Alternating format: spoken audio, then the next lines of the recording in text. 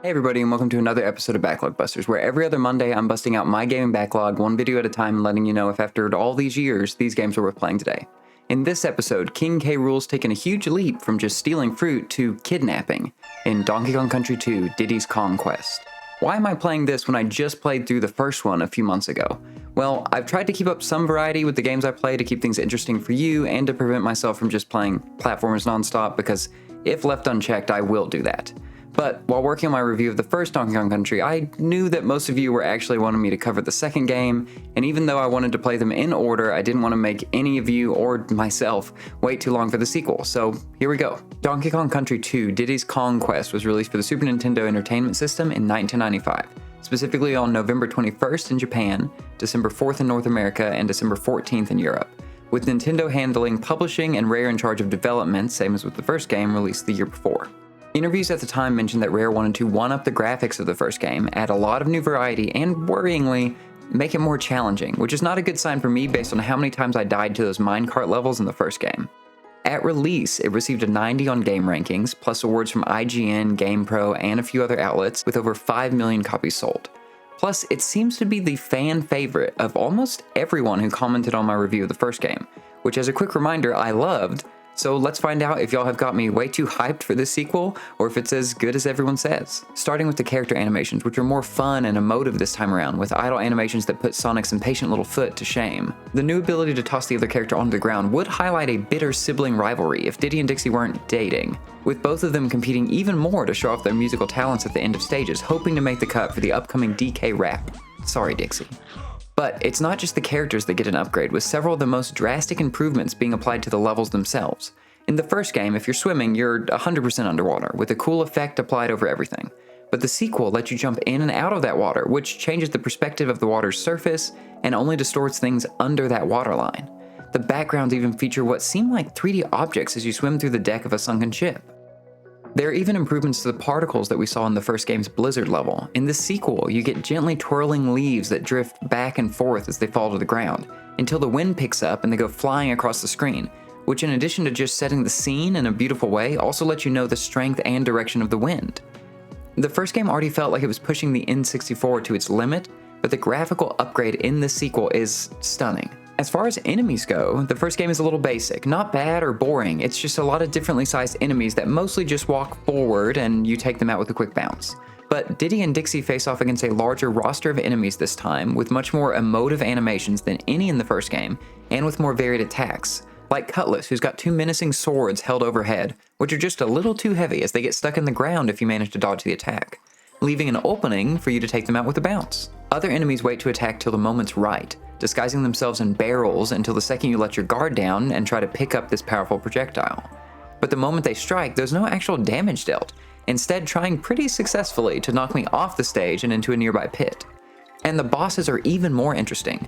Gone are the beaver and bird with sensitive heads from the first game that you ended up fighting twice each, instead replaced with multi-phase bosses that require you to platform around, throw eggs, and are just filled with much more interesting and fun mechanics than any boss in the first game other than K. Rool, and really any of the Mario games I played from around the same time. But all of these additions and improvements so far pale in comparison to my favorite thing about this conquest, the sheer amount of variety in these levels. It feels like Rare took the base of great platforming from the first game, but set out some rule where each level had to change up the formula somehow, either with a new gameplay style, new use for an existing item, or some other little twist, because the game is just packed with unique ideas, and from the start of the game until the credits rolled, I was constantly surprised and impressed with each new stage. Let's take another look at that graphically impressive water that you can hop in and out of, which again is already a nice improvement.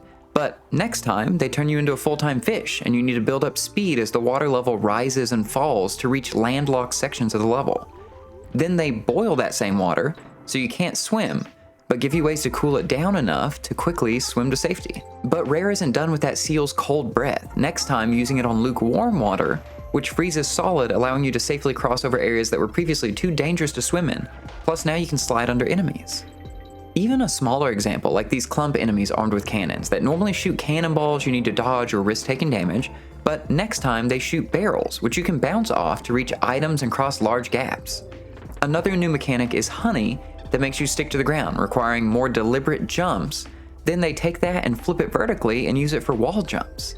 And that's mostly stuff that takes place on your own 2 feet, but Rare didn't forget about your favorite animal buddies, as they almost all get a secondary power that's explored in unique levels of their own as well. And these are just a few examples. If I were to go through every mechanic that I found interesting and fun, I'd just be uploading my entire playthrough of this game. It just makes me think, did Rare have something with the flexibility of Mario Maker 2, where you can use a bill blaster to launch bullet bills, but you can also use it to launch mushrooms or an enemy, and you can put wings on that enemy to make them fly.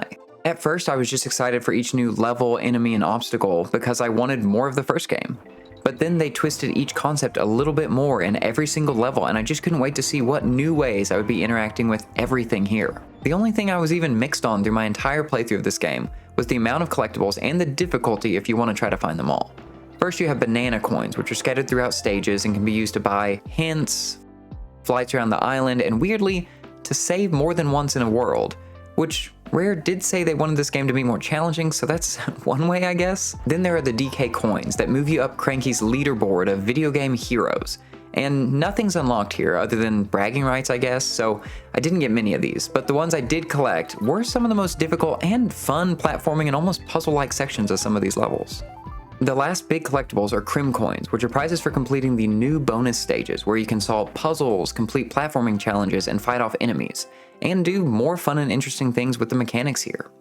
15 of these unlock one level in the Lost World, so you'll need 75 of these to gain access to every Lost World level, then fight the final V2 secret boss. I am not good enough at this game to do this. The one level of the Lost World that I unlocked was one of the hardest levels I played in this game, and the main final boss of this game already tested the limits on how many phases and different attacks I could memorize well enough to roll credits for the first time.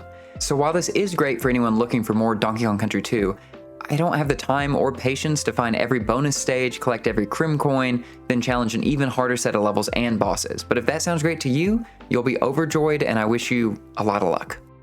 Now, with all that in mind, how did I feel about this game overall, and would I recommend Donkey Kong Country 2 as a game that should be on your backlog? If it wasn't clear already, yes, absolutely. If you liked the first game at all, I think you owe it to yourself to give this game a try, as almost every aspect is improved upon, and that first game was very good.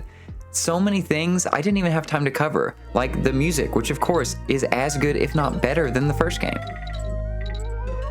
Even if you're just a fan of modern platformers and have never played a Donkey Kong Country game, this is a treat of unique ideas and experiences. Now, if the first game was too punishing for you, then I think the main final boss of this game will also test your patience, probably more than the last game. Though for non-boss levels, this sequel lays things out in a much better way with strategically placed bananas, less trial and error, that made traversing these levels feel much more intuitive. Unlike the first game, which I felt threw a lot of enemies and obstacles at you with like no time to react. And of course, if you want a challenge and love collecting enough items to unlock a whole secret world, then you've got a ton to do and see in this game.